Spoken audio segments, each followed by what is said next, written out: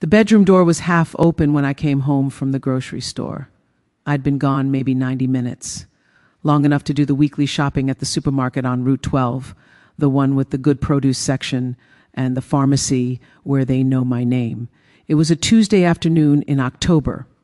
The leaves were turning, the air had that first bite of real cold, and I was thinking about pot roast for dinner. Normal thoughts, regular day thoughts, the kind you have when your life is exactly what you think it is. I carried the first 2 bags up the stairs, planning my second trip. Gerald's car was in the driveway, so I knew he was home. He'd said something that morning about leaving work early for a dentist appointment. I'd reminded him to pick up his prescription on the way back. He'd kissed my cheek and said he would. 31 years of marriage. You fall into rhythms, comfortable patterns. I set the bags on the kitchen counter, and that's when I heard it. Music playing softly from upstairs. Not his usual classic rock station. Something else, something with a beat I didn't recognize. And I heard movement, the floor creaking in our bedroom. Not unusual, he was home, probably changing clothes or putting something away. Except something felt off, not wrong exactly, just different. The air in the house had a quality I couldn't name. I walked back toward the stairs, intending to tell him I was home, ask about the dentist, mention the pot roast. Halfway up, I stopped. The bedroom door, which had been half open, was now closed. Not all the way, just pulled mostly shut. The music was clearer now, some pop song, female vocalist, high energy. And I heard something else, a sound I couldn't quite place. Fabric rustling maybe, hangers moving. I stood on the landing and felt my heartbeat change. Not panic, not fear, just attention. The body knows before the mind catches up. Something was different. I walked to the bedroom door and pushed it open. Gerald was standing in front of the full-length mirror we'd bought at that estate sale 5 years ago. He had his back to me. He was wearing a dress, a woman's dress, navy blue with a floral pattern, fitted at the waist, knee length, and heels, black pumps with a modest heel. His feet, which I'd seen every day for 3 decades in work boots and sneakers and slippers, were in women's heels. His shoulders, broad from years of construction work, were draped in fabric meant for a different shape. He was adjusting the dress, smoothing it down, turning slightly to see the back in the mirror. He hadn't heard me come in. The music covered the sound of the door. I stood completely still. My brain was doing something strange, trying to organize information that didn't fit, trying to make sense of an image that contradicted everything I thought I knew. Gerald, my husband, in a dress in our bedroom on a Tuesday afternoon. He turned further and saw me in the mirror. Our eyes met in the reflection. For 3 full seconds, neither of us moved. His face went through a series of expressions: shock, fear, something that looked like relief, then resignation. He turned around slowly. The dress swished, an absurd detail, but I noticed it. Everything became hyper-detailed, the zipper slightly crooked at the back, the way the fabric pulled across his chest where it wasn't designed to fit a male frame, his hands rough from decades of work, now at his sides in an almost defensive posture, the black heels making him taller than usual. "Celeste," he said. My name, just my name, like he was confirming I was real. I didn't speak, I couldn't. My mouth had forgotten how. "This isn't," he started, then stopped, started again, I can explain. Still I said nothing. The grocery bags downstairs suddenly seemed very far away. The pot roast I'd been planning seemed like it belonged to a different life, a different woman in a different house with a different husband. "How long?" I finally said. My voice sounded strange, calm, too calm. "How long what? How long have you been?" I gestured vaguely at him, at the dress, at everything, doing this. He looked down at himself, then back at me. "A long time. That's not an answer. Since before we got married." The room tilted slightly. I put my hand on the door frame. 31 years. 31 years, I repeated out loud. "You've been doing this for 31 years. "Longer," he said quietly, "since I was a teenager."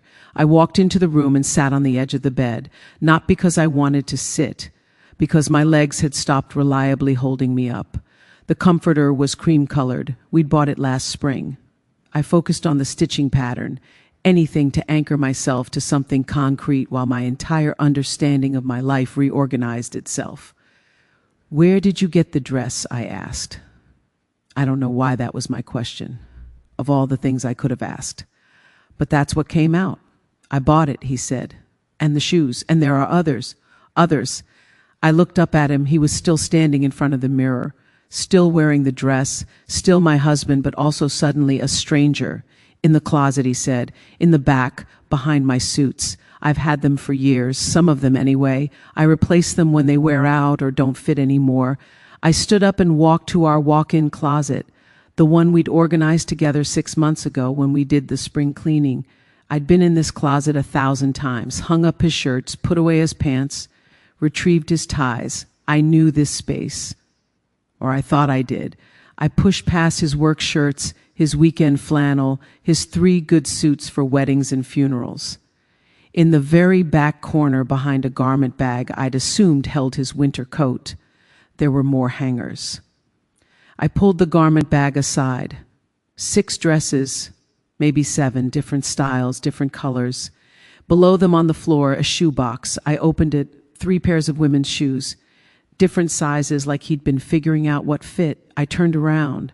Gerald was standing in the doorway of the closet. The dress looked even more incongruous in the harsh closet light. "You organized this closet with me," I said. "In April. We spent an entire Saturday. You handed me your clothes. I put them on hangers. We talked about getting rid of things you didn't wear anymore. And this was here the whole time." "Yes," he said. I didn't know what to say. I didn't say anything because I didn't know what to say. "That's fair," I replied. I walked past him back into the bedroom, sat on the bed again. He followed me out, moving carefully in the heels. The absurdity of it struck me. My husband, 6'2", 210 pounds, construction foreman, Little League coach when our son was young, walking carefully in black pumps so he wouldn't trip. "Are you," I tried to find the right words, "are you attracted to men?" "No," he said immediately. "I'm attracted to you, only you, always you." "Then what is this?" "I like wearing women's clothes," he said. "It's called cross-dressing. It's not about sexuality. It's about," he paused, searching for words, "it's about feeling like myself." "Like yourself," I repeated. "Yes, when I wear these, I feel calm, like everything makes sense, like I can breathe." "So for 31 years, when you've been with me, you haven't felt like yourself." "That's not what I mean," he said. He sat down next to me on the bed. Not close. A careful distance. "I love you. I've always loved you. This doesn't change that. But for 31 years you've been hiding this." "Yes. And you didn't think I deserved to know." "I was afraid," he said. His voice cracked slightly. "Afraid you'd leave. Afraid you'd tell people. Afraid you'd think I was sick or perverted or broken." "Are you?" I asked. "Any of those things?" "No," he said firmly. "I'm not. This is just part of who I am. I've known since I was 14. I've tried to stop, tried to ignore it, tried to pray it away, tried everything, but it doesn't go away. It's just who I am." I looked at him, really looked at him. The dress was slightly too big in some places, too tight in others. The heels made his feet look large and awkward, but his face looked different, not the expression, the essence underneath. There was something softer there, something I'd never seen before, or maybe had seen and not recognized. "Do you want to be a woman?" I asked. "Is that what this is?" "No," he said. "I'm a man. I identify as a man. I just like wearing women's clothes sometimes. It brings me comfort, peace. How often? Every chance I get when you're not home. So all those times I went to visit my sister." Yes. When I took that weekend trip to see Aunt Dorothy in the hospital. Yes. When I did the grocery shopping. Sometimes. If I was gone long enough. Yes. Every Tuesday for the last year when you said you were leaving work early for various appointments. The dentist, the chiropractor, the oil change. He nodded. I wasn't lying about the appointments. I'd do those. Then I'd come home and have an hour or two before you got back. And or two to be yourself. In our house. In our bed. while I was buying groceries thinking we were living one life when actually we were living completely different ones. "Celeste, please," he said. "I need to think," I said. I stood up. "I need to go somewhere and think." I walked toward the door. He stood up too quickly and stumbled slightly in the heels. "Where are you going?"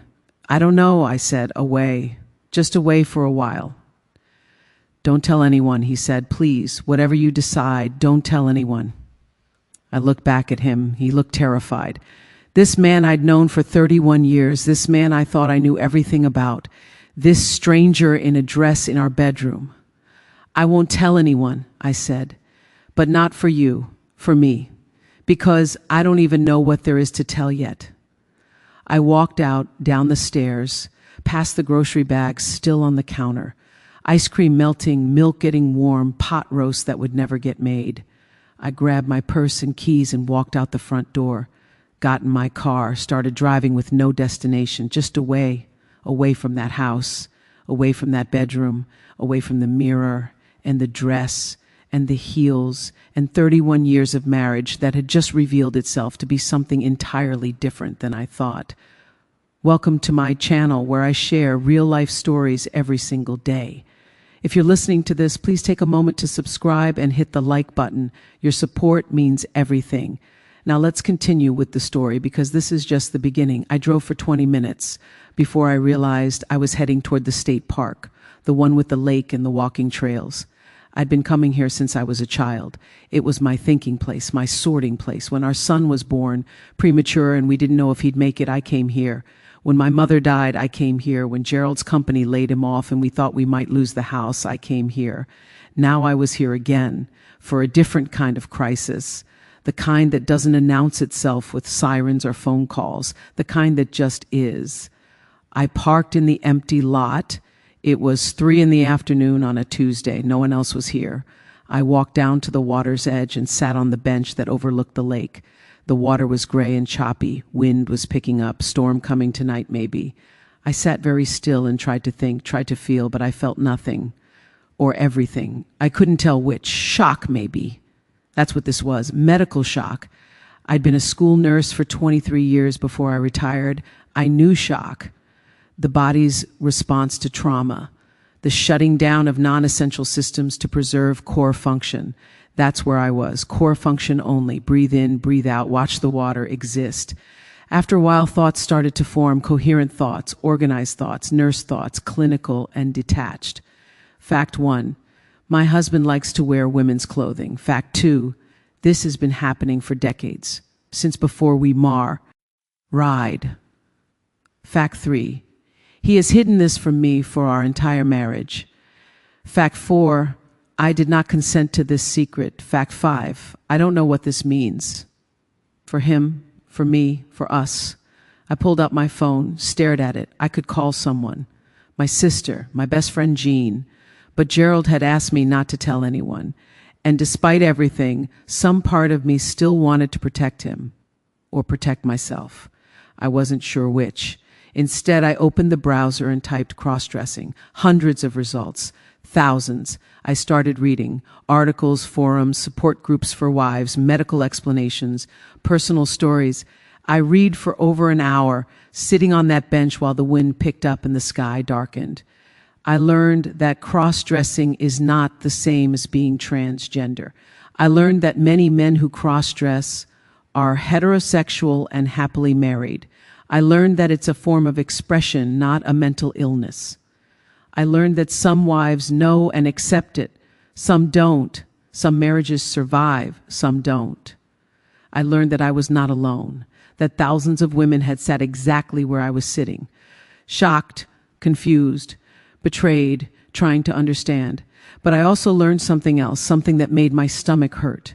I learned that keeping a secret this big, for this long, was a choice. Every single day, for 31 years, Gerald had chosen not to tell me, had chosen to let me believe a version of our life that wasn't complete, had chosen his comfort over my right to know who I was married to. That wasn't love, or if it was love, it was a kind I didn't recognize. My phone buzzed, a text from Gerald. "I'm sorry, please come home, we need to talk." I didn't. respond, not yet. I wasn't ready. The light was fading now. The park would close soon. I stood up and walked back to my car, but I didn't go home. I drove to Jean's house instead. Jean had been my friend since nursing school, 40 years of friendship. She'd know what to do, or at least she'd sit with me while I figured it out. I knocked on her door. She opened it, took one look at my face, and pulled me inside. "What happened?" she asked. "Is Gerald okay?" "He's fine," I said. Then I started crying, really crying, the kind of crying that comes from the bottom of your lungs. She held me, didn't ask questions, just held me until I could breathe again. Then she made tea. We sat at her kitchen table, the same table where we'd studied for exams 4 decades ago, where we'd planned our weddings, where we'd cried over infertility and miscarriages and sick parents and all the grief life hands you. "Tell me," she said. "So I did." Jean listened without interrupting. I told her everything. The dress, the heels, the closet full of hidden clothes, the 31 years of deception. When I finished, she was quiet for a long moment. Then she refilled my tea. "Okay," she said. "First question. Are you safe? Do you feel physically safe with him?" "Yes," I said immediately. "He's never been violent, never aggressive. This isn't about to at." "Good," she said. "That's important. Second question. Do you still love him?" "I don't know," I said. "I love who I thought he was. I don't know who he actually is." "That's fair," Jean said. She stirred honey into her tea. "Third question. What do you want to do?" "I don't know that either. That's why I'm here." She nodded. "You don't have to know yet. You're allowed to not know, but you do need to go home eventually. You need to have a real conversation. Not tonight, if you're not ready, but soon." "Can I stay here tonight?" I asked. "Of course," she said. "Stay as long as you need. But Celeste," she reached across the table and took my hand, "whatever you decide, you're allowed to be angry. You're allowed to feel betrayed. Don't let anyone tell you this is no big deal. He lied to you for 3 decades. That's a big deal." I nodded. The tears came again, quieter this time. I texted Gerald, "Staying at Jean's tonight, needs space. We'll talk tomorrow." He responded immediately. "I understand. I love you. I'm so sorry." I turned off my phone. Jean set me up in her guest room, the same room where I'd stayed twice before, once after a fight with Gerald early in our marriage, once when he had the flu so bad I didn't want to catch it before my nursing boards. Strange how rooms hold memories. I lay in the dark and stared at the ceiling. My mind was racing. 31 years, our wedding day. Gerald in his tuxedo looking nervous and happy. Had he been thinking about dresses even then? Our honeymoon, our first apartment, the birth of our son, every Christmas, every anniversary, every ordinary Tuesday. How many of those days had he been counting down the hours until I'd leave so he could put on a dress? How many times had I come home and not known he'd just taken one off? The secrets we keep, the lives we live inside our lives. I must have slept eventually because I woke to daylight and the smell of coffee. Jean was in the kitchen making breakfast. Scrambled eggs, toast, orange juice. We ate mostly in silence. She didn't push. Around 9, my phone buzzed with a message. "Gerald again. When you're ready to talk, I'm here." I took a breath. "I need to go home," I told Jean. "Face this." "You sure?" she asked. "No," I said, "but I need to anyway." She hugged me at the door. "Call me any time. I will." The drive home took 12 minutes. I counted everyone. The house looked the same as it always did. White siding, blue shutters, the flower boxes I'd planted in the spring, everything exactly as I'd left it, except nothing was the same. Gerald's truck was in the driveway. I parked next to it and sat for a moment, gathering myself. Then I went inside. He was at the kitchen table, back in his regular clothes, jeans, flannel shirt, work boots, looking like the Gerald I'd always known. Except now I knew this was a costume too, just a different one. He stood when I walked in. "Celeste," he started. "Sit down," I said. "We need to talk, really talk." He sat. I sat across from him, the same positions we'd been in. Thousands of times. Breakfast, dinner, bill paying, life planning. But this was different. "I'm listening," I said. "Tell me everything. Where do you want me to start?" "The beginning," I said. "When did this start? When did you know?" He took a breath. "I was 14. I found one of my mother's dresses in the laundry room. I don't know why I did it, but I tried it on.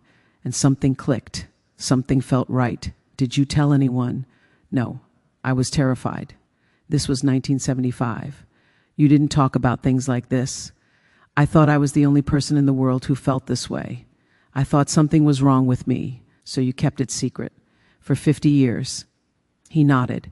In high school, I'd sneak clothes from my sister's room. In college, I started buying my own, hiding them. I almost told you before we got married. Almost. Why didn't you? Because I loved you.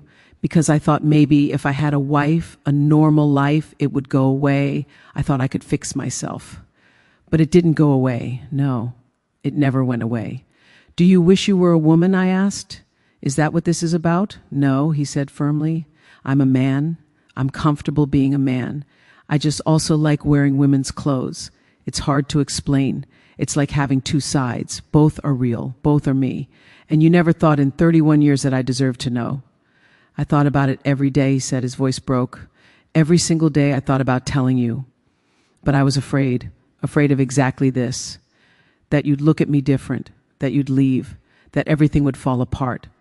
So instead, you let me live a lie. I didn't mean it like that, but that's what happened, I said. Every day I woke up thinking I knew my husband, thinking we had an honest marriage. And every day you knew we didn't. That's betrayal, Gerald. That's a fundamental betrayal of trust. I know, he whispered. I'm sorry. I'm so sorry. Sorry doesn't fix 31 years, I know. We sat in silence. The kitchen clock ticked. Somewhere outside a dog barked. Normal sounds in an abnormal moment. I have questions, I said finally. Okay. When you wear the clothes, what do you do? What do you mean? I mean, do you go out? Do other people see you? Do you meet people? Have you been living some kind of double life I don't know about? No, he said quickly, never. I only wear them here, in the house, usually just in the bedroom. I look at myself in the mirror. I walk around a little. Sometimes I do housework in them, but I never leave the house. I never interact with anyone else. It's private, just for me. Have you ever photographed yourself, posted online, anything like that? No. Nothing digital, nothing that could be traced or found. Have you ever been with anyone else, man or woman, while wearing the clothes or otherwise? No, he said firmly, never. You're the only person I've ever been with, the only person I've ever wanted to be with. I wanted to believe him. Part of me did believe him. But trust once broken doesn't just heal because you want it to. How oft? Anne? I asked. How often do you do this? 2 or 3 times a week, usually. Whenever you're gone long enough. Sometimes more if I have vacation days. Sometimes less if you're home a lot. So our entire marriage you've been waiting for me to leave. Not waiting for you to leave, he said. But yes. Looking forward to the time alone, needing it. The way some people need to go for a run or read or have quiet time. I need this. It helps me cope with stress, with anxiety, with feeling like I have to perform masculinity all day at work. This is where I can just be. I absorbed this, tried to understand it, failed, tried again. Do you have a name? I asked, when you're dressed. Do you think of yourself as someone else? No, he said, I'm still Gerald, still me. Just a different version, a quieter version maybe, but it's not like I become a different person. It's more like I get to be all of myself instead of part of myself. I stood up. I need coffee. I poured 2 cups, added cream and sugar to mine, black for him, handed it to him, sat back down. What do you want from me? I asked. What outcome are you hoping for here? I want us to stay together, he said. I want our marriage. I want you, but I also need you to know the truth now. All of it. I can't keep hiding. It's killing me. So you told me to relieve your guilt, not for me, for you. Both, he said. I told you because keeping it secret was destroying me, but also because you deserve to know. You deserve to make an informed choice about whether you want to stay married to me. And what if my choice is to leave? Then I'll understand, he said, his eyes filled with tears. I'll hate it. It'll destroy me. But I'll understand. I sipped my coffee. It was too hot, burned my tongue. Good. I wanted to feel something other than this numbness. If I stay, I said slowly, things have to change. Okay, I need complete honesty from now on. about everything. No more secrets, no more hidden clothes or hidden anything. Agreed. And I need time.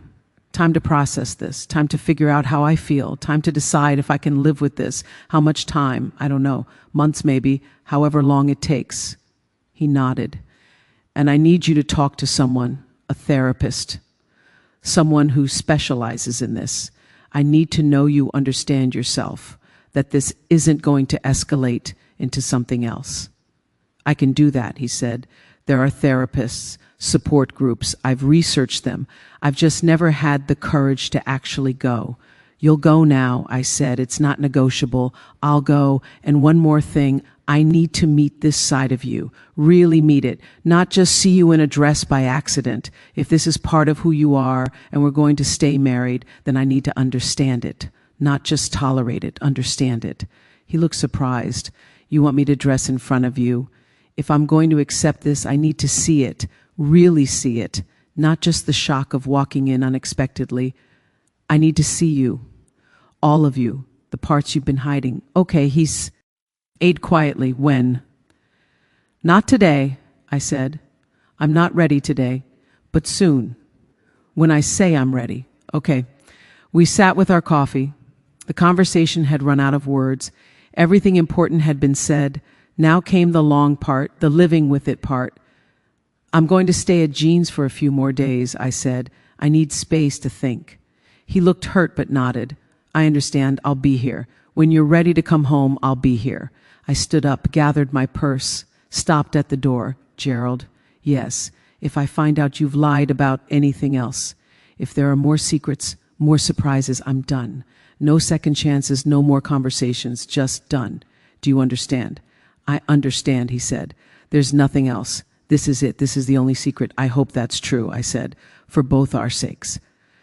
I drove back to Jean's. She was waiting. I told her about the conversation. She listened, made more tea. We sat in her kitchen like we'd sat so many times before. What are you going to do? She asked. I think I'm going to try, I said. Try to understand, try to accept it, try to stay married, but I don't know if I can. You don't have to decide today, she said. No, I agreed, but eventually I will. Eventually I'll have to decide if I can live with a man who wears dresses in secret, if I can rebuild trust that's been broken for 3 decades, if I can look at him the same way, if I can still love him knowing this. Do you think you can? Jean asked. I don't know, I said honestly. Right now I don't know anything except that everything I thought was solid has turned out to be built on sand, and I'm trying to figure out if there's any foundation left to build on, or if the whole thing just needs to come down. She took my hand. Whatever you decide, I'm here. Thank you, I said, for letting me stay, for listening, for not judging. I'm not judging him either, she said. I'm just sad for you. Sad that you're going through this. Sad that he didn't trust you enough to tell you sooner. Sad that 31 years got lived in partial truth. Me too, I said. Me too. I stayed at Jean's for 4 more days. Gerald and I texted. Brief exchanges. How are you? Thinking of you. Take your time. On the 5th day, I went home. Not because I'd figured everything out, but because I couldn't hide forever. The house was spotless. Gerald had cleaned everything, vacuumed, dusted, scrubbed, like he could clean away the tension, the confusion, the broken trust. I appreciated the effort, even though it didn't work that way. He'd also made dinner, my favorite, chicken parmesan with angel hair pasta, garlic bread, salad. He was trying. I could see him trying. We ate mostly in silence. After dinner, we sat in the living room. The TV stayed off, just us and the quiet. I'm seeing a therapist, he said. First appointment is next week, a specialist in gender and identity issues. Good, I said. I think I need to see someone too, to process this. Makes sense, he said. We can find you someone, or maybe couples counseling even. Truly, if you want. Maybe, I said, eventually. We sat some more. Then I said it. The thing I'd been thinking about for 5 days. I'm ready. Ready for what? To see you. The way you are when I'm not here. When you're wearing the clothes. His eyes widened. Now, if you're willing. He hesitated. Are you sure? No, I said, but I need to do it anyway. He stood up slowly. Okay, give me 10 minutes. He went upstairs. I sat on the couch and focused on breathing. In and out, in and out. This was my choice, my decision. I could handle this. 10 minutes later, he came back down. He was wearing a simple dress, navy blue, A-line, modest, and low heels, black. His movements were careful, self-conscious.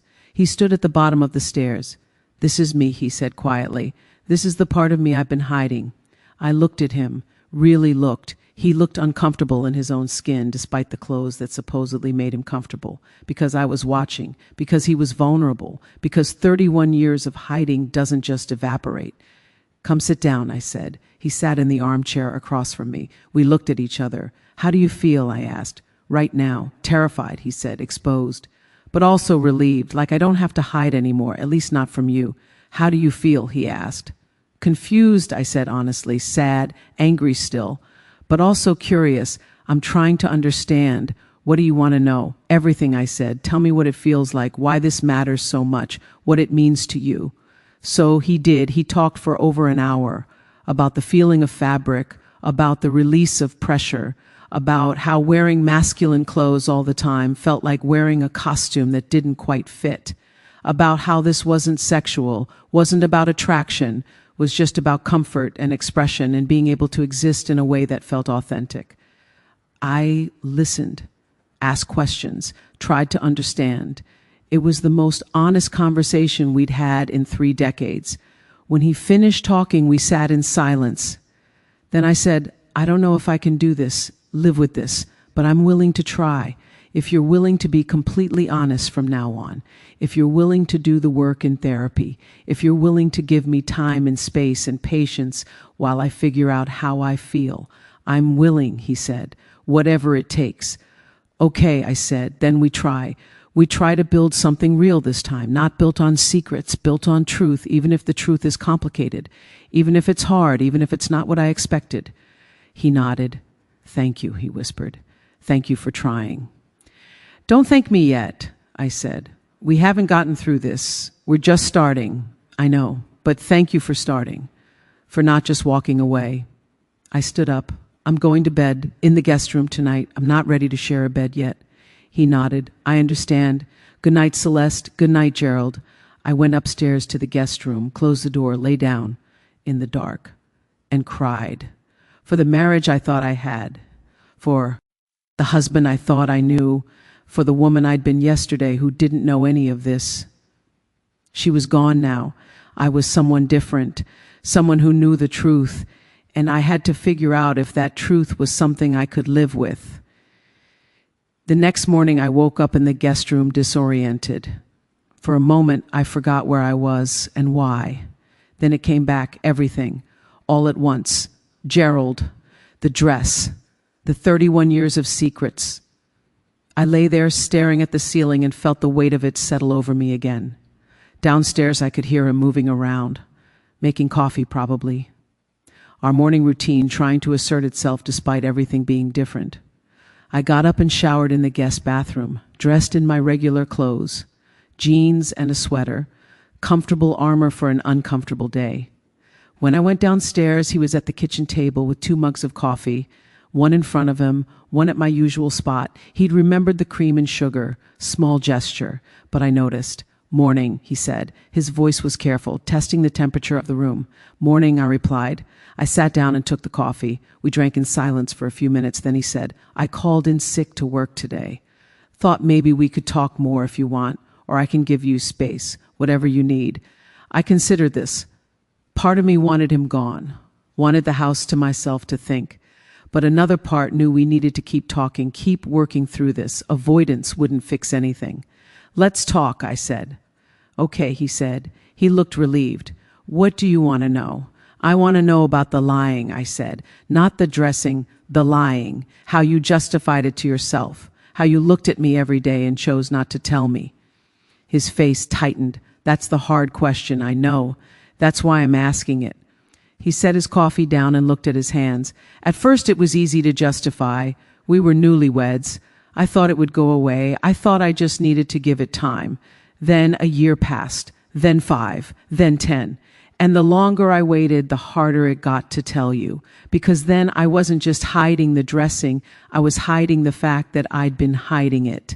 The lie got bigger every year. So you chose your comfort over my right to know. Yes, he said quietly. I did. Every day I chose that, and I'm ashamed of it. But I was afraid. Fear doesn't excuse it, I said. Lots of people are afraid. They still tell the truth. I know, you're right. I was selfish. I wanted you, and I wanted this, and I didn't want to risk losing either one. So I tried to have both without giving you a choice in the matter. Exactly, I said. You took away my choice. For 31 years, you took away my ability to decide if this was something I could live with. You decided for me that I could, that I would, because I wouldn't know. That's a violation, Gerald. That's a fundamental violation of partnership. I know, he said. His voice was thick. I know it is, and I can't undo it. I can't give you those 31 years back. All I can do is promise that from now on you have all the information, all the truth, even if it's uncomfortable, even if it scares me. Promises are easy, I said. Keeping them is different. Then watch me keep it, he said. Give me the chance to prove I can be honest. That's what I'm doing, I replied. That's why I'm still here. But Gerald, my trust in you is broken, shattered. And I don't know if it can be repaired. I understand it might take years. It might never happen. I understand that too. We finished our coffee. I felt exhausted, and it wasn't even 9 a.m. I'm going to visit my sister for a few days, I said. I need to get away, think about things, be somewhere else. Without telling her why, I added quickly, without telling anyone, I'm not ready for people to know yet. Okay, he said. When are you leaving? Today. I'll pack after breakfast. He nodded. I'll be here when you get back. I know, I said. That's what I'm counting on. I drove to my sister Patricia's house 3 hours north. She lived in a small town near the Vermont border. Quiet, trees, distance from everything. She was surprised to see me but didn't ask too many questions. Just hugged me and said, stay as long as you want. I stayed 5 days. We took walks, cooked meals, watched old movies. She knew something was wrong but respected my silence. On the 4th day, she finally asked, are you and Gerald okay? I don't know, I said. We're going through something. Do you want to talk about? Not yet, I said. Maybe not ever. I just needed to be away for a bit. Okay, she said. But I'm here if you change your mind. I know. Thank you. On the drive home, I thought about what I'd learned in those 5 days of quiet. I'd learned that I could function without Gerald, that I could exist independently. That scared me and relieved me in equal measure. I'd also learned that I missed him, not the him I thought I knew, but the actual him, the real him. Even with all the complicated truth, maybe especially with it, because for the first time in our marriage, I was actually seeing him, not a performance, not a carefully managed version, the actual person, and that person was still someone I cared about, flawed, human, carrying his own pain and fear. I didn't know if caring was enough, but it was something. When I got home, Gerald's truck was in the driveway. It was 6 p.m. I texted that morning to say I was coming back today but hadn't given a specific time. I walked in with my bag. He was in the kitchen cooking. Spaghetti from the smell of it. He turned when he heard me. Celeste, he said, welcome home. Thanks, I said. I set my bag down. How was Patricia? Good, quiet. I needed quiet. I'm glad you got it, he said. Dinner's almost ready if you're hungry. I am, I said. Let me wash up. Over dinner, he told me about his first therapy session. It went well, he said. The therapist specializes in cross-dressing and gender expression. She was understanding, not judgmental. I noted. Yes. Her name is Dr. Miriam Chen. She's been practicing for 20 years. What did you talk about? Everything. My history with this. When it started, how it's affected my life. Our marriage. She wants to see me weekly for a while. And she suggested couples therapy eventually if you're open to it. Maybe, I said. Let me think about it. Take your time, he said. No pressure. We cleaned up dinner together. The familiar choreography of our kitchen routine. Him washing, me drying. 31 years of practice. When we finished, I said, I've been thinking, okay, if we're going to make this work, I need some things to change. Tell me, he said. I need you to be honest about when you're dressing. I don't need details, but I need to know. Like if I come home and you've been wearing clothes earlier that day, I need you to tell me, not hide it, pretend it didn't happen. Okay, he said, I can do that. And I need my own therapy, someone I can talk to about this, to process my feelings, to figure out how I feel without worrying about protecting your feelings. Absolutely, he said, whatever you need. And I need you to understand that I might not ever be completely comfortable with this. I'm trying, but I can't promise I'll get to acceptance. The best I might be able to do is tolerance, and that has to be enough. I understand, he said. Tolerance is more than I expected. It's more than I deserve, honestly. We'll see, I said. One day at a time, he agreed. That night I slept in the guest room again, but the next night I moved back to our bedroom, not because everything was fixed, but because avoiding him wasn't helping anything. If we were going to do this, we had to actually be in it together. 2 weeks later, I started seeing my own therapist, Dr. Laura Brennan. She was in her 60s, calm, direct, no nonsense.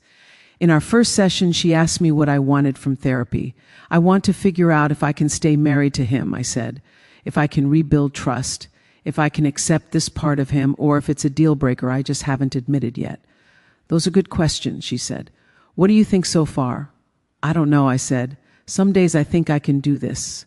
I look at him and I see my husband, the man I've loved for 3 decades. Other days I look at him and all I see is the lie, the deception, the choice he made every single day to hide this from me. Both of those reactions are valid, she said. You're allowed to feel contradictory things. That's normal in trauma. Is this trauma? I asked. Having your understanding of reality fundamentally altered without your consent, she said. Yes, that's trauma. I absorbed this. I hadn't thought of it that way. But she was right. That's what this was, a kind of death. The death of the marriage I thought I had, even though the marriage still existed. It was just different now. Over the next month, Gerald and I developed a new routine, a routine built on honesty. When I'd come home from errands, he'd tell me if he'd be dressing. Just a simple yes or no. I didn't ask for details unless I wanted them. He went to therapy every week. So did I. We started couples therapy too, with Dr. Philip Torres, an older man with a kind face and a direct manner. He didn't let either of us off easy. In our 3rd session, he said to Gerald, "You understand that what you did was emotional infidelity. Not sexual, but emotional. You had a whole part of your life that you shared with yourself, but not with your wife. That's a form of betrayal." Gerald nodded. I do understand that now. I didn't frame it that way before, but yes, that's what it was. And you, Dr. Torres said to me, need to decide if that's something you can forgive. Not forget, forgive. They're different things. I know, I said. I'm working on it. Take your time, he said, but also be honest with yourself. If you can't forgive him, that's okay. You're allowed to leave. You're allowed to decide this is too much. But don't stay out of guilt or obligation. Stay because you want to. Because you can actually envision a future together, not just survive the present. His words stayed with me. Could I envision a future with Gerald, a real future, not just existing day to day, but actually building something? I didn't know yet. One evening, about 6 weeks after the initial discovery, Gerald asked me something. We were sitting in the living room reading, a quiet Tuesday night. "Can I ask you something?" he said. "Sure. Would you ever want to see me dressed again? Since that first time you haven't asked, and I haven't offered, but I'm wondering if seeing it more might help, normalize it, or if it would make things worse." I set my book down. "I don't know. Why are you asking?" "Because I want you to really see this part of me," he said. "Not just know it exists, but see it, understand it. I can't do that if I'm always hiding in the bedroom when you're not around. This has to be part of our life if we're going to make this work. Not the secret thing I do when you're gone, the thing I do that you're aware of and okay with. And what if I'm never okay with it?" I asked. "Then we'll have to decide if that's a deal breaker," he said, "for both of us. I can't go back to hiding. I can't survive that again. So either you find a way to accept it, or we need to admit this isn't going to work." His honesty was startling and fair. "Are you giving me an ultimatum?" I asked. "No," he said, "I'm being realistic. I'm not asking you to love this part of me. I'm not even asking you to like it. but I am asking you to let it exist, to let me exist fully, because I can't go back to the cage I was in before. It was killing me. I thought about this. He was right. We couldn't go back. The secret was out. The only question was whether we could go forward. Okay, I said, tomorrow night after dinner, you can dress. I'll stay. We'll see what happens. Are you sure? No, I said, but let's do it anyway. The next evening after dinner, he went upstairs. I cleaned the kitchen slowly, giving him time, giving myself time. When he came back down, he was wearing a different dress than the first time. This one was floral, pink and white, more feminine, more obviously not designed for a man's body. He sat in his usual chair. I sat in mine. We looked at each other. How do you feel? I asked. Like myself, he said. Comfortable. Does it bother you? Yes, I said honestly, not because you look bad, but because it's so different from what I'm used to. It's like looking at a stranger who has my husband's face. I understand, he said. What would help? I don't know, I said. Maybe just time, maybe just seeing it more until it's not shocking anymore. We sat for a while. Eventually, I asked questions. Where did you buy that dress? Online. There are stores that specialize in clothes for cross-dressers, larger sizes, different cuts. Does it fit well? Mostly. The shoulders are always a problem. I'm broader than most women. Do you wear makeup sometimes? Not tonight. I thought that might be too much. It would be, I said. This is enough for now. We talked for an hour about the logistics, the practical side, where he shopped, how he hid the packages, how he did the laundry separately so I wouldn't see the women's clothes mixed in, the mechanics of deception. It was easier to talk about the practical stuff than the emotional stuff. Eventually, he went upstairs and changed back. When he came down in his regular clothes, he looked tired. Thank you, he said, for trying, for not running. I haven't decided to stay yet, I reminded him. I know, he said, but you haven't decided to leave either. That's something. We continued this pattern. Once or twice a week, he'd dress. I'd sit with him. We'd talk or watch TV or just exist in the same space. Gradually, it became less shocking, still strange, still not something I loved, but less earth-shattering. I told Dr. Brennan about this in therapy. How do you feel during those times, she asked. Sad mostly, I said. Sad that this is my life now. Sad that the simple marriage I thought I had was actually complicated. Sad that I have to work so hard to accept something that should have been my choice from the beginning. That's grief, she said. You're grieving the marriage you thought you had, even though you're still married, even though he's still here. You're grieving the loss of your understanding of your own life. Yes, I said, that's exactly it. Allow yourself to grieve, she said. Don't rush to acceptance. Grief takes time. At 3 months post-discovery, we had a breakthrough in couples therapy. Dr. Torres asked Gerald, what do you need from Celeste to feel fully accepted? I need her to not look at me with sadness when I'm dressed, Gerald said. I know she's trying. I appreciate that she's trying, but I can see it in her eyes, the disappointment, the grief, and it makes me feel like a burden, like something she's tolerating rather than accepting. Dr. Torres turned to me. Can you do that? Can you look at him without grief? I don't know, I said. The grief is real. I'm not manufacturing it. I know the grief is real, Gerald said. I'm not asking you to pretend. I'm just saying I don't know how we move forward if every time I'm myself you look at me like someone died. Someone did die, I said. The husband I thought I had died. You're still here, but you're different. And I'm allowed to be sad about that. You are, Dr. Torres said. But Gerald's also allowed to want a partner who can see him without pain. Those two needs might be incompatible. Is that what you're saying? I asked. That we can't make this work? I'm saying you need to figure out if you can get from grief to acceptance, Dr. Torres said. And if you can't, you need to be honest about that. Stringing this along, hoping your feelings will change, isn't fair to either of you. How long should I give it? I asked. How long before I know if I can accept this or not? That's up to you, he said. But I'd suggest 6 months from discovery. That's enough time to process the initial shock and start to see if real acceptance is possible. We were at 3 months. That meant 3 more months to decide, 3 more months to figure out if I could truly accept my husband's cross-dressing or if this was the end of our marriage. I'll give it 3 more months, I said, and then I'll decide. That's fair, Gerald said. That's more than fair.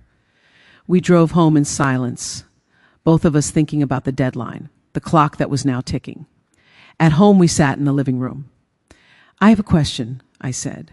Okay, if I can't accept this, if at 6 months I decide I can't do it, what happens to you? What do you mean? I mean, will you stop? If losing me is the consequence, will you give this up? Go back to hiding? Go back to the way things were? He was quiet for a long time. Finally, he said, I don't know if I can. That's the honest answer. I don't think I can go back to hiding. It was destroying me. I understand, I said. So if I can't accept it, we get divorced. Probably, he said, unless we can find some other arrangement. But I don't know what that would look like. Neither do I said. So everything rides on the next 3 months, on whether I can get from grief to acceptance. Yes, he said. I'm sorry. Don't be sorry, I said. At least now I know where we stand. At least now I can make an informed decision. That's more than I had before. We went to bed, lay in the dark next to each other. I could hear him breathing. After all these years, I knew his breathing patterns. Awake, asleep, stressed, calm. Right now he was awake and stressed. So was I. Gerald, I said into the darkness, yeah. I'm going to try, really try, not just tolerate, but actually try to accept this. I can't promise I'll succeed, but I'll try. Thank you, he whispered. That's all I can ask for. We fell asleep like that, two people trying to find their way back to each other across a gap that hadn't existed 3 months ago, or maybe it had always existed. Maybe I just hadn't known it was there. Maybe that was the real issue. Not the cross-dressing itself, but the fact that our entire marriage had been built on a foundation with a crack in it, and now that crack was visible, and we had to decide if we could build on cracked foundation or if we needed to tear the whole thing down and start over, or walk away entirely. 3 more months to decide, 3 more months to figure out who we were now, not who we'd been, not who we thought we were, who we actually were, and whether those two people could make a life together, a real life, built on truth instead of secrets. I fell asleep thinking about foundations, about what holds things up and what makes them crumble, about whether love is enough when trust is broken, about whether acceptance can be learned or if it has to come naturally, about whether I was strong enough to do this, or brave enough to walk away if I couldn't. 3 more months, 90 days to decide the rest of my life. The 3 months passed in a strange rhythm. Some days felt almost normal. We'd have breakfast together, talk about mundane things, go about our routines like any married couple. Other days, the weight of the deadline pressed down on both of us. The unspoken question hanging in the air, can she accept this? Can we survive this? Gerald continued his weekly therapy. I continued mine. We went to couples therapy every other week. Slowly, painfully, we were building something new, not the marriage we'd had, something different, more honest, more fragile. One evening, about 4 months in, something shifted. Gerald came downstairs dressed, and I realized I wasn't sad. I wasn't happy exactly, but I wasn't sad. I was just neutral. Like he was wearing a blue shirt instead of a red one. A choice that existed but didn't wound me. He noticed immediately. You look different, he said. What do you mean? Your face. You're not looking at me with that sad expression. I'm not sad right now, I said. I don't know what I am, but not sad. He sat down across from me. His eyes were bright, hopeful. Is that acceptance? I don't know, I said honestly. Maybe it's the beginning of it, or maybe it's just numbness. I can't tell yet. Either way, it's progress, he said. Maybe, I agreed. We watched a movie that night, some comedy neither of us had seen. We laughed in the same places, shared popcorn. He was wearing a dress and I barely noticed. That felt significant. The next week in therapy, I told Dr. Brennan about it. I wasn't sad, I said. For the first time, I looked at him dressed, and I wasn't sad. How did that feel, she asked. Strange. Like something had shifted, but I wasn't sure what. Like maybe I'd turned a corner, or maybe I'd just gone numb to the whole thing. What's the difference between acceptance and numbness? I asked. Acceptance means you see it clearly and choose to be okay with it, she said. Numbness means you've stopped feeling about it altogether. One is healthy, one is avoidance. Which one do you think you're experiencing? I don't know yet. That's okay, she said. You don't have to know immediately. Keep paying attention to your feelings. They'll tell you. At 5 months, I realized I was asking him questions about the dressing that weren't clinical anymore. They were curious, genuine interest, rather than trying to understand a problem. Why that dress instead of another one? What does it feel like when the fabric moves? Do you have a favorite outfit? He answered carefully at first, like he was afraid of saying too much. But gradually he relaxed, opened up, showed me his closet collection without shame. This one is for when I'm stressed, he said, holding up a simple black dress. Something about the weight of it is calming. And this one, he pulled out a floral sundress, is for when I'm happy. It's light, makes me feel like I'm floating. I listened, really listened. Not to fix anything or judge anything, just to understand. That night I told him, I think I'm getting there. Getting where? To acceptance. I'm not all the way there yet, but I can see it now. Like a destination I'm actually traveling toward instead of something impossible I'll never reach.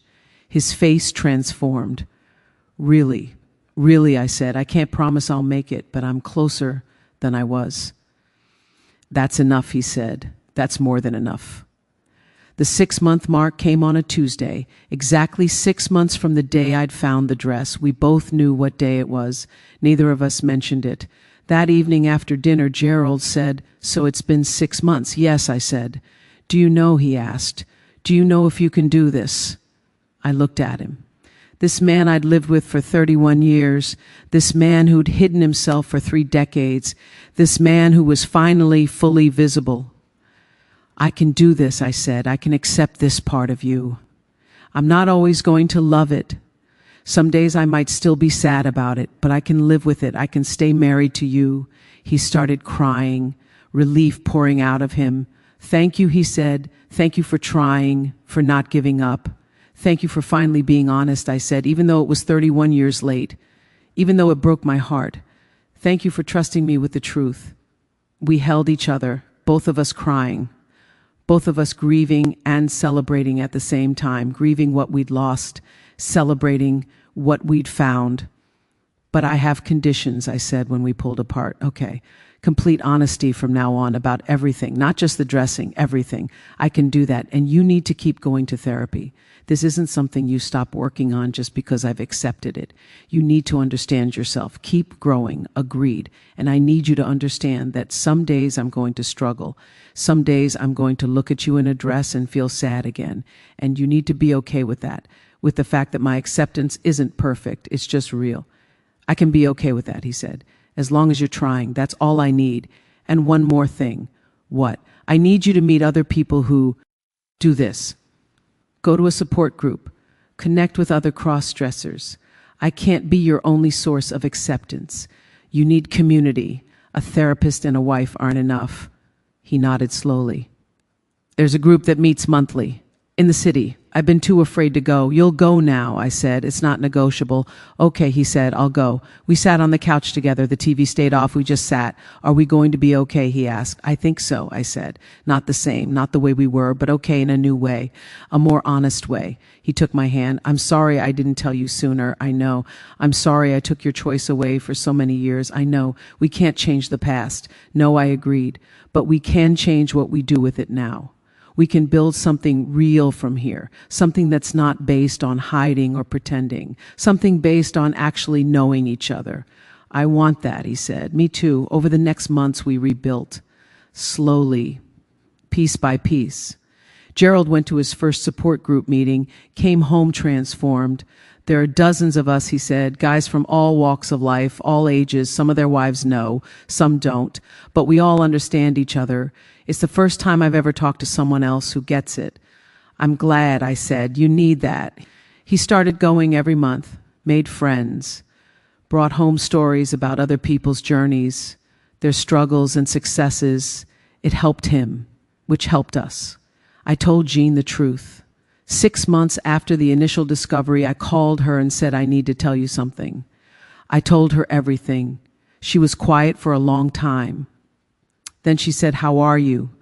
I'm okay, I said. It's been hard. It's still hard sometimes, but we're making it work. Do you love him still? She asked. Yes, I said, differently than before. But yes, then that's what matters, she said.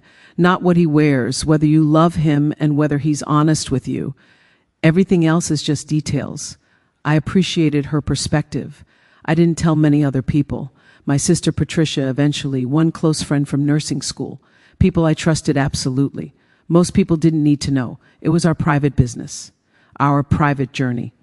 Gerald and I developed new rituals. Sunday mornings he'd dress and we'd have coffee together, just sit and talk about the week ahead, about our lives, about nothing important. Those mornings became sacred, a space where he could be fully himself and I could be fully present, not forcing acceptance, just allowing existence.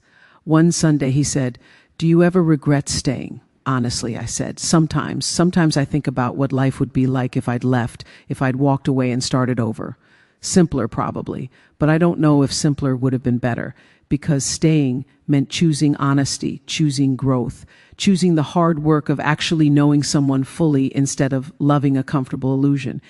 And I think that's worth something, even when it's hard. It's worth something, he agreed. Our couples therapy, Dr. Torres said, you two have done something remarkable. You've grieved a marriage and rebuilt it without leaving it. That takes courage from both of you. I'm proud of the work you've done.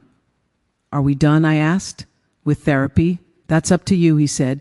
You've reached a stable place, but maintenance work is always valuable, especially given the breach of trust.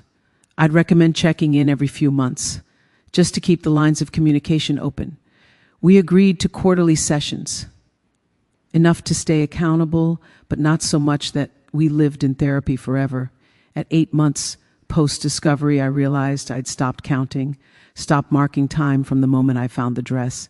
It had become part of our life instead of the defining event of our life. That felt like progress. Gerald noticed, too. You seem lighter, he said one evening. Lighter how? Like you're not carrying the weight of this anymore. Like you set it down. Maybe I have, I said.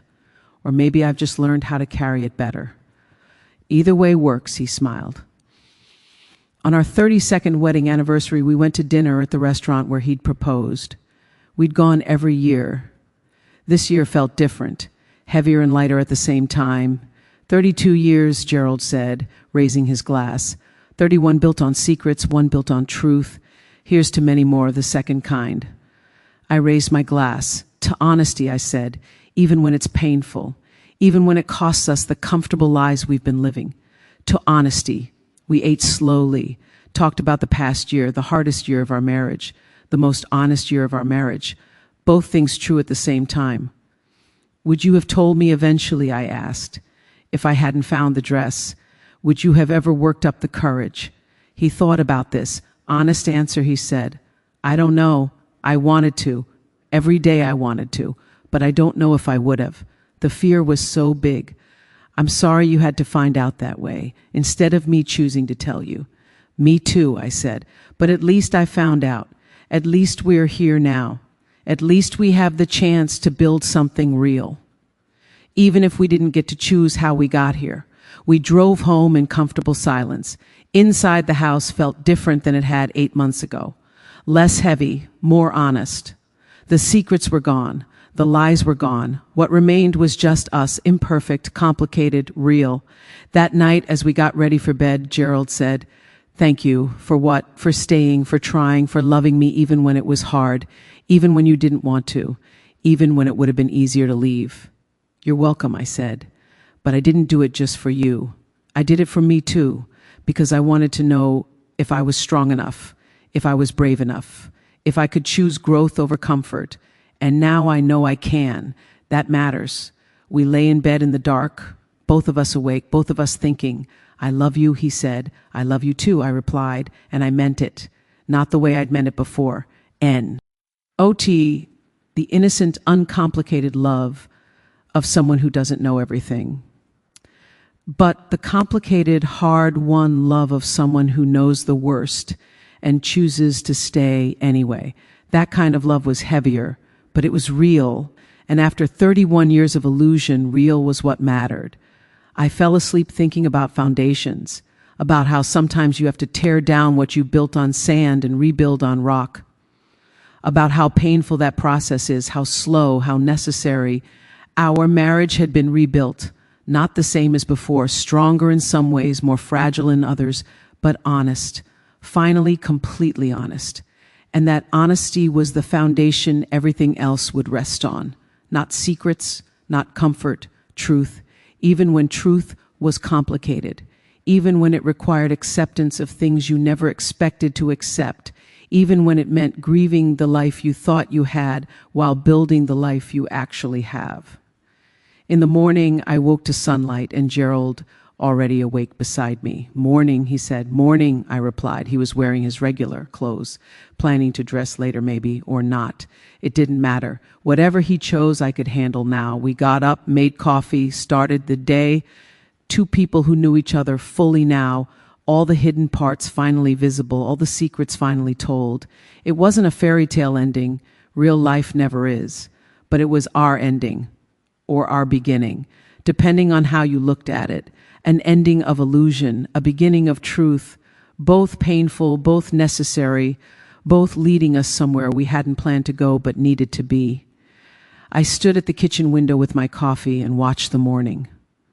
Thought about the woman I'd been 8 months ago, walking into a bedroom and seeing something impossible, something that shattered her understanding of her own life. She was gone now. I was someone different. Someone who'd walked through fire and come out changed. Not better or worse, just different, more real. And I was okay with that, more than okay. Grateful even. Because living in truth, no matter how complicated, was better than living in comfortable illusion. I turned from the window. Gerald was reading the paper.